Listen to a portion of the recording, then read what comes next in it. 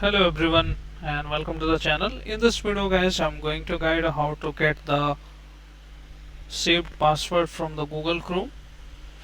So open the Google Chrome simply and you need to go here three dots, and once you go here you need to go to the setting.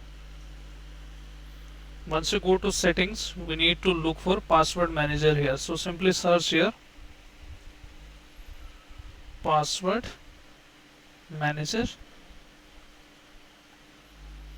Now click on Google Password Manager, and once you see that, you should able to see all the website or the saved password you have. So you can click on your the saved password or the site, just click on that option. Now once you click on that, you need to enter your system username here. As you can see here, it is asking to username and password here,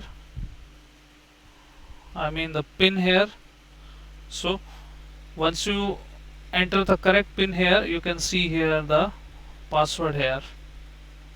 So this is the password. You can directly copy from here and simply paste it into the another notepad, or you can save it wherever you want.